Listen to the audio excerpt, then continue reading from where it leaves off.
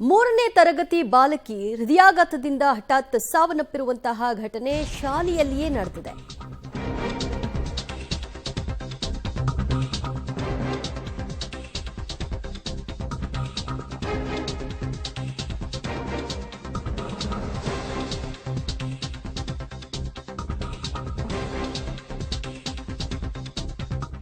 ಮೂರನೇ ತರಗತಿ ವಿದ್ಯಾರ್ಥಿನಿಗೆ ಹೃದಯಾಘಾತವಾಗಿದೆ. ಶಾಲೆಗೆ ಹೋದ ಮಗುವಿಗೆ ಹಾರ್ಟ್ ಅಟ್ಯಾಕ್ ಅಂತ ಪೋಷಕರಿಗೆ ಮಾಹಿತಿಯನ್ನ ಮುಟ್ಟಿಸಿದ್ದಾರೆ. ಚಾಮರಾಜನಗರದ ಸೆಂಟ್ ಫ್ರಾನ್ಸಿಸ್ ಶಾಲೆಯಲ್ಲಿ ಘಟನೆ ಆಗಿರೋದು.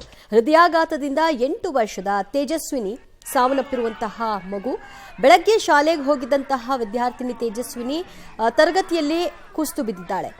ತಕ್ಷಣಕ್ಕೆ ಟೀಚರ್ಸ್ ಎಲ್ಲ ಆ ಮಗುವನ್ನ ಸುಧಾರಿಸಿ ಆಸ್ಪತ್ರೆಗೆ ಕರ್ಕೊಂಡು ಹೋಗುವಂತಹ ಪ್ರಯತ್ನವನ್ನ ಮಾಡಿದ್ದಾರೆ. ಬಟ್ ಮಗು ಅಲ್ಲಿಯೇ ಸಾವನ್ನಪ್ಪಿದೆ ಅನ್ನೋದು ಕನ್ಫರ್ಮ್ ಆಗಿದೆ. ಅದಾದ ನಂತರ ಪೋಷಕರಿಗೆ ವಿಷಯ ಮುಟ್ಟಿಸ್ತಿದ್ದಾಗೆ ಪೋಷಕರು ಬಂದು ಗೋಳಾಡಿದ್ದಾರೆ. ಮೂರನೇ ತರಗತಿ ವಿದ್ಯಾರ್ಥಿನಿ ಬೆಳಗ್ಗೆ ಮಕ್ಕಳು ಸಹಜವಾಗಿ ಪೋಷಕರ ಜೊತೆಗೆ ಚೆನ್ನಾಗಿದ್ದು ಬೆಳಗ್ಗೆ ಸ್ಕೂಲ್ಗೆ ಹೋಗಿ ವಾಪಸ್ ಮಧ್ಯಾಹ್ನನೋ ಸಂಜೆನೋ ಬರ್ತಾರೆ ಅಂತ ಅಂದ್ಕೊಂಡಂತಹ ಪೋಷಕರಿಗೆ ಇನ್ನಿಲ್ಲ ಮಗು ಅಂದಾಗ ಹೇಗಾಗ್ಬೇಡ.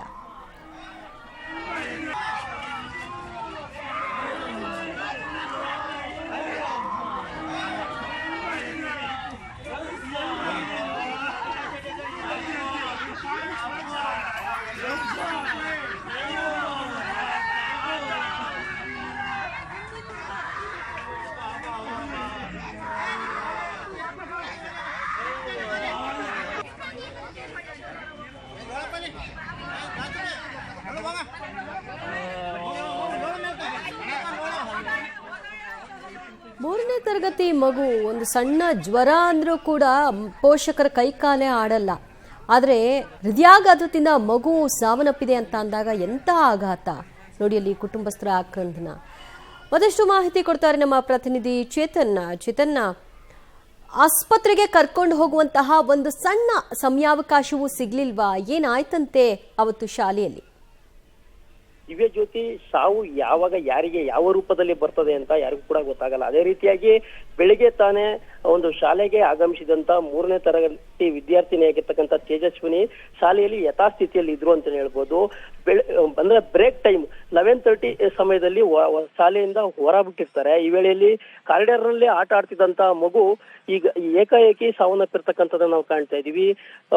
ತಕ್ಷಣ ಶಿಕ್ಷಕರು ಕೂಡ ಆಸ್ಪತ್ರೆಗೆ ಒಂದು ದಾಖಲಿಸ್ತಕ್ಕಂಥ ಒಂದು ಕೆಲಸವನ್ನ ಮಾಡ್ತಾರೆ.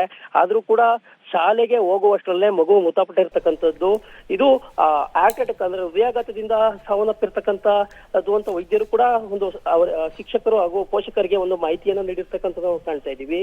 ಮಗು ಬೆಳಿಗ್ಗೆ ತಾನೇ ಒಂದು ಶಾಲೆಗೆ ಯಥಾಸ್ಥಿತಿಯಲ್ಲಿ ಬಂದಿತ್ತು, ಮತ್ತೆ ಆರೋಗ್ಯವಾಗಿ ಇತ್ತು ಅಂತ ಪೋಷಕರು ಕೂಡ ಮಾಹಿತಿಯನ್ನು ನೀಡಿರ್ತಕ್ಕಂಥದ್ದು. ಆದ್ರೆ ಏಕಾಏಕಿ ಒಂದು ಹೃದಯಾಘಾತ ಸಂಭವಿಸಿದೆ. ಹೃದಯಾಘಾತ ಸಂಭವಿಸಿದ ಹಿನ್ನೆಲೆಯಲ್ಲಿ ಸಾವನ್ನಪ್ಪಿರ್ತಕ್ಕಂಥದ್ದು ದಿವ್ಯ ಜ್ಯೋತಿ.